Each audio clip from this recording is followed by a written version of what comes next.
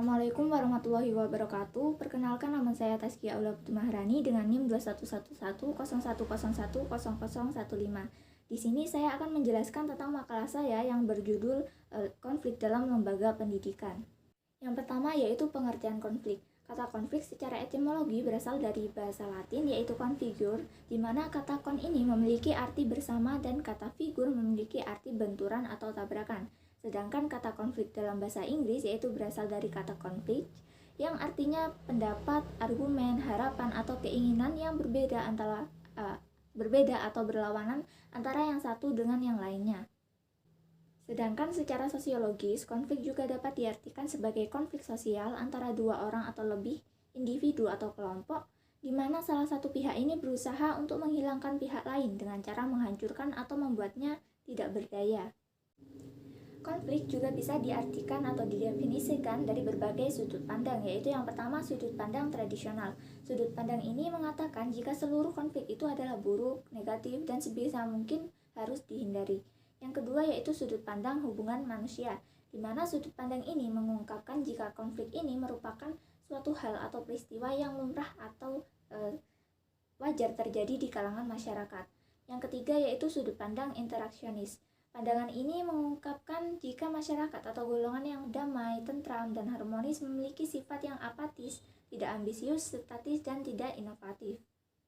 Maka dari sini dapat kita simpulkan bahwa pengertian konflik adalah kondisi atau interaksi antara pihak-pihak bermasalah yang memiliki perbedaan pendapat, ketidaksepakatan pendapat, keinginan, harapan, tujuan, atau yang memiliki perbedaan argumen satu sama lain.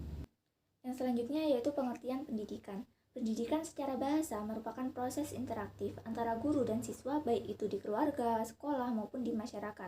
Sedangkan pendidikan dalam arti luas dapat dikatakan life is education atau education is life, atau hidup adalah pendidikan dan pendidikan adalah hidup. Artinya, pendidikan adalah pengalaman hidup atau belajar dalam lingkungan yang berbeda yang berlangsung seumur hidup dan berdampak positif bagi pertumbuhan dan perkembangan individu. Oleh karena itu, dapat disimpulkan bahwa pendidikan ini adalah suatu proses interaksi antara guru dan siswa yang menciptakan lingkungan belajar yang aktif, di mana siswa ini dapat mencapai potensi mereka dan menciptakan pengalaman belajar yang baik dan efektif. Selanjutnya, konsep dan teori konflik. Teori konflik muncul sebagai respon terhadap kehadiran teori struktural fungsional. Pemikiran atau landasan teori konflik yang paling berpengaruh yaitu Karl Marx. Pada tahun 1950-an dan 1960-an, teori konflik ini mulai menyebar. Berbeda dengan teori struktur fungsi yang menekankan atau mengutamakan ketertiban dan perdamaian dalam masyarakat, teori konflik berpendapat bahwa masyarakat itu tidak selalu teratur. Buktinya, konflik dan ketegangan itu pasti ada di setiap masyarakat. Teori konflik juga menyatakan bahwa konflik ini diperlukan untuk menghasilkan perubahan sosial. Teori fungsi struktural menyatakan bahwa perubahan sosial dalam masyarakat ini selalu terjadi pada titik keseimbangan. Sedangkan teori konflik berpendapat bahwa perubahan sosial didorong oleh konflik kepentingan. Dalam sebuah konflik, selalu ada negosiasi yang dilakukan untuk menciptakan konsensus. Menurut teori konflik, masyarakat itu dipersatukan oleh paksaan. Dengan kata lain, keteraturan yang terjadi dalam masyarakat itu sebenarnya karena adanya paksaan. Oleh karena itu, teori konflik sangat erat kaitannya dengan dominasi, paksaan, dan juga kekuasaan. Jadi, dari sini dapat kita simpulkan bahwa teori konflik ini memandang konflik sebagai kejadian yang wajar dan pasti terjadi dalam kehidupan individu, kelompok, masyarakat, bangsa, dan dunia yang tidak bisa dihindari karena ada perbedaan yang tidak dapat diperdamaikan dan permusuhan dalam masyarakat. Selanjutnya, ada beberapa pandangan tentang teori konflik menurut para sosiolog, yaitu yang pertama Karl Marx. Karl Marx ini dapat dikatakan sebagai pencetus teori konflik, bahwa tujuan masyarakat secara keseluruhan adalah untuk menciptakan kondisi masyarakat tanpa kelas atau sosialisme. Jadi, konflik ini merupakan sumber yang berpengaruh dari semua perubahan sosial. Menurut Marx, konflik adalah suatu bentuk kontradiksi kelas. Dia memperkenalkan konsep struktur kelas dalam masyarakat. Teori konflik menurut Karl Marx ini terjadi karena adanya kontradiksi akses terhadap sumber kekuasaan, yakni antara kaum berjuis atau kelas pemilik modal dan kaum proletar atau kelas pekerja miskin atau kelompok yang hanya memiliki tenaga tanpa alat dan sarana produksi, di mana kaum berjuis ini yang memiliki modal alat-alat produksi yang dapat menimbulkan kontradiksi kelas dalam masyarakat. Teori konflik yang kedua yaitu menurut Ralph Dendorf. Menurut Dendorf, setiap masyarakat itu memiliki dua sisi, yaitu konsensus dan juga konflik. Ralph Dendorf berpendapat bahwa masyarakat setia dalam proses perubahan dan juga konflik. Konflik dan berbagai elemen masyarakat yang ada dalam sistem sosial ini dianggap berkontribusi terhadap disintegrasi dan perubahan. Baginya, ketertiban yang dapat diciptakan dalam masyarakat ini tidak lebih dari pemaksaan terhadap anggotanya yang dilakukan oleh mereka yang berkuasa. Artinya, kekuasaan dalam sistem sosial ini berperan dalam menjaga ketertiban dalam masyarakat. Maka dapat disimpulkan bahwa prinsip yang mendasari teori konflik ini adalah bahwa konflik sosial dan perubahan sosial ini selalu hadir dalam jalinan kehidupan manusia. Yang ketiga yaitu teori konflik menurut Lewis Coser. Lewis Coser ini memperkenalkan teori konflik fungsionalis. Berbeda dengan Marx dan Dendorf yang selalu memandang konflik sebagai konsekuensi yang mengganggu, Coser ini justru berpendapat bahwa konflik memiliki fungsi adaptif yang terintegrasi. Lewis Coser ini berpendapat bahwa konflik memiliki fungsi positif jika dapat dikelola dan diekspresikan dengan tenang dan seadanya. Coser mengklasifikasikan konflik ke dalam dua kelompok, yaitu konflik realistis dan konflik non-realistis. Konflik realistis adalah konflik yang timbul atau terjadi dari adanya kekecewaan individu maupun kelompok terhadap berbagai jenis masalah dalam hubungan sosial. Sementara konflik non-realistis tercipta karena adanya kebutuhan untuk melepaskan ketegangan dari satu atau dua pihak yang berkonflik. Maka dari sini dapat kita simpulkan bahwa teori konflik menurut Lewis Coser ini adalah bahwa timbulnya konflik merupakan suatu proses sosial dan interaksi sosial yang mampu membentuk kesatuan serta mempertahankan struktur dari kelompok sosial lain untuk kemudian dapat memperkuat identitas kelompoknya masing-masing. Jadi dalam hal ini Coser menegaskan bahwa perubahan itu bisa terjadi setelah adanya konflik. Yang selanjutnya yaitu proses terjadinya konflik. Konflik ini tidak langsung terjadi, tetapi berlangsung dalam tahapan-tahapan tertentu, yaitu yang pertama tahap permulaan konflik, yaitu kondisi-kondisi yang mendahului suatu peristiwa konflik. Tahap yang selanjutnya yaitu tahap kekecewaan yang tidak selalu diungkapkan secara terbuka. Tahap yang ketiga yaitu tahap adanya konflik atau yang menunjukkan adanya persaingan, tiap kelompok cenderung ingin mengungguli atau bahkan ingin mengalahkannya. Yang keempat yaitu tahap perilaku yang tampak, yang artinya terjadi konflik. Individu atau kelompok itu bereaksi dan bertindak, bentuknya dapat secara lisan, saling mendiamkan, bertengkar, dan berdebat atau berargumentasi. Tahap yang kelima yaitu manajemen konflik. Dalam hal ini, pemimpin atau pimpinan bertanggung jawab untuk mengelola konflik dalam organisasi. Yang keenam atau yang terakhir yaitu dampak konflik. Jika konflik tersebut dikelola dengan baik, suasana kerja akan menjadi dinamis. Pembahasan yang selanjutnya yaitu bentuk-bentuk konflik. Konflik di lembaga pendidikan dapat dikategorikan menjadi 6 jenis, yaitu yang pertama konflik intrapersonal. Konflik intrapersonal ini adalah konflik yang terjadi dalam diri individu.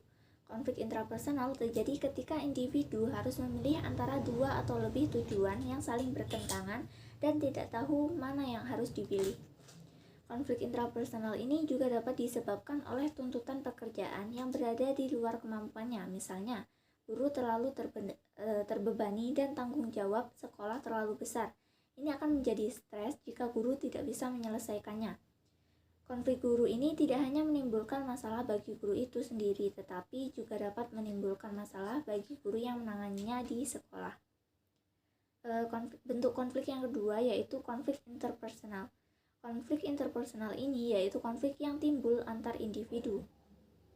Konflik antar individu ini terjadi ketika ada perbedaan dalam beberapa masalah perilaku dan tujuan yang hasil bersama sangat menentukan.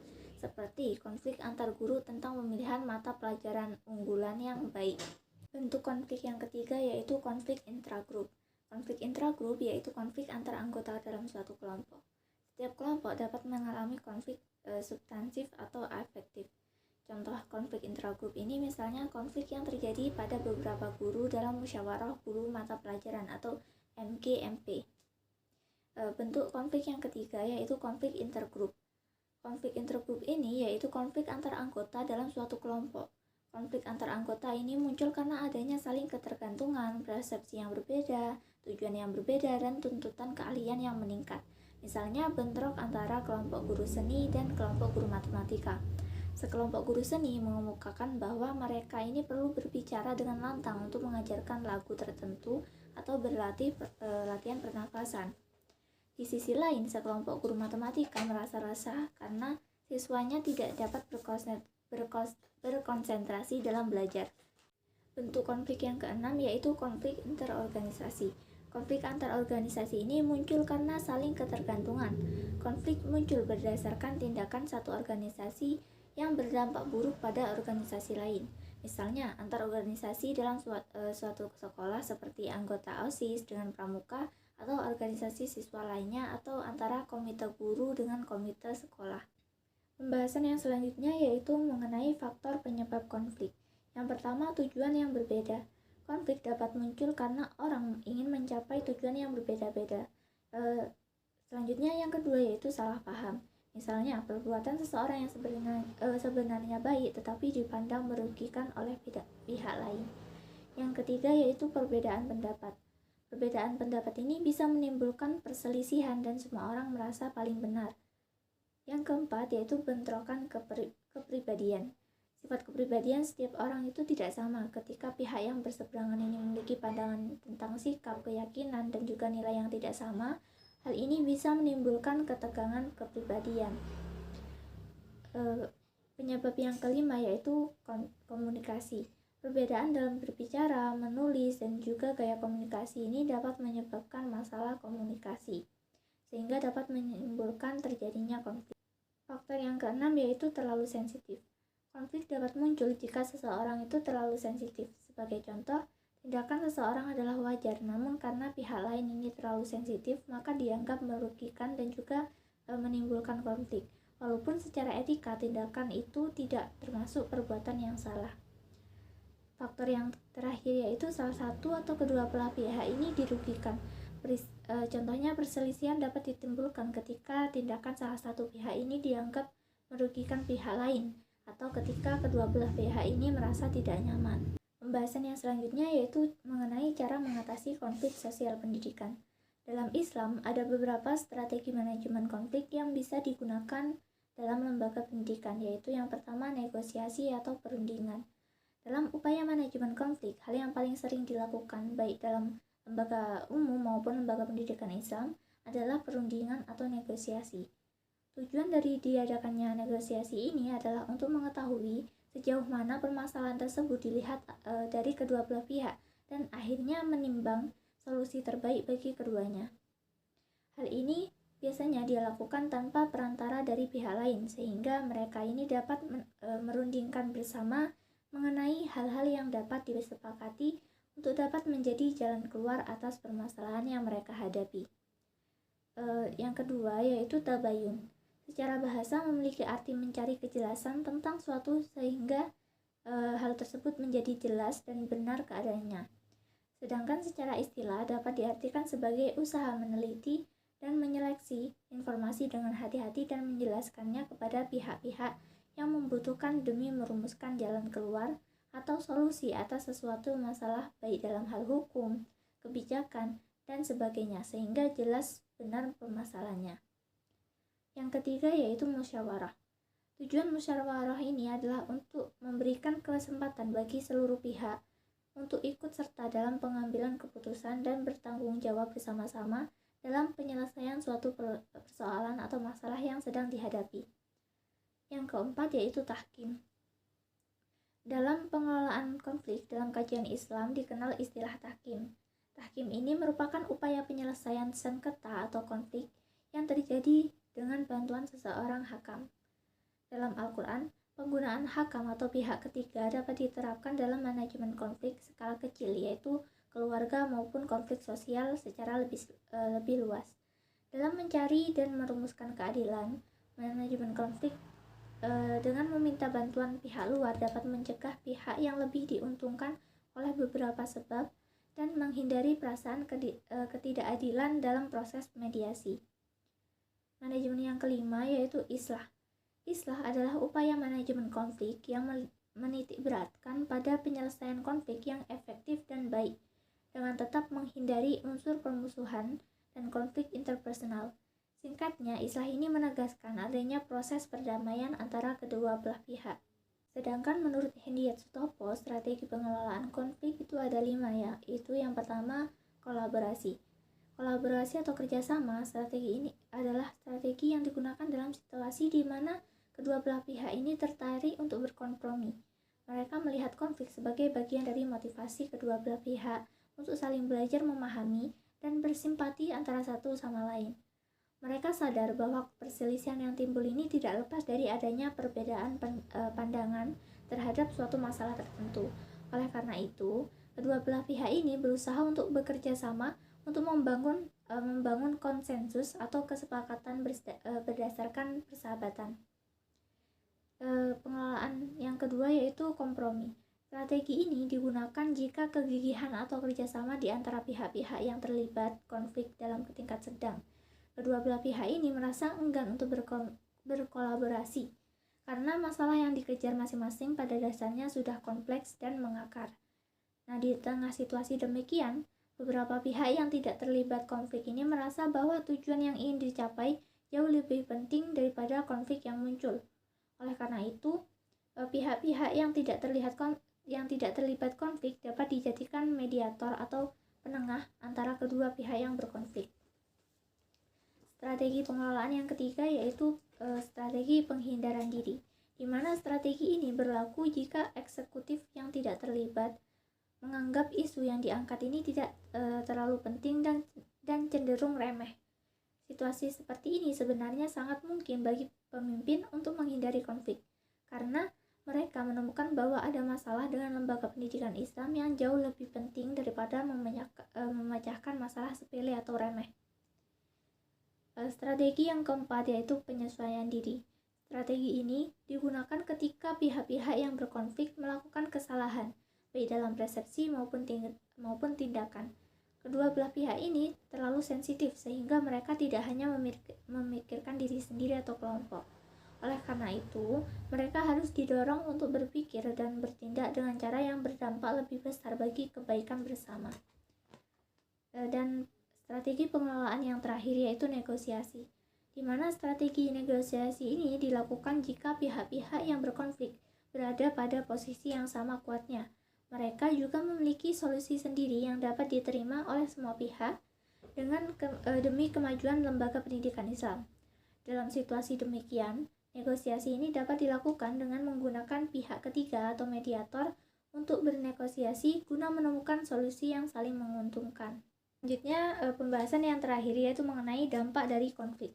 Alex Nitissimo berpendapat bahwa konflik ini dapat menimbulkan dampak positif dan juga negatif.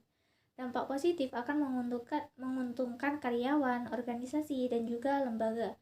Sedangkan dampak negatif akan mengakibatkan kerugian. Berikut ini yaitu dampak-dampak positif dari adanya konflik. Yang pertama yaitu koreksi diri. Yang kedua peningkatan hasil. Yang ketiga pendekatan yang lebih baik.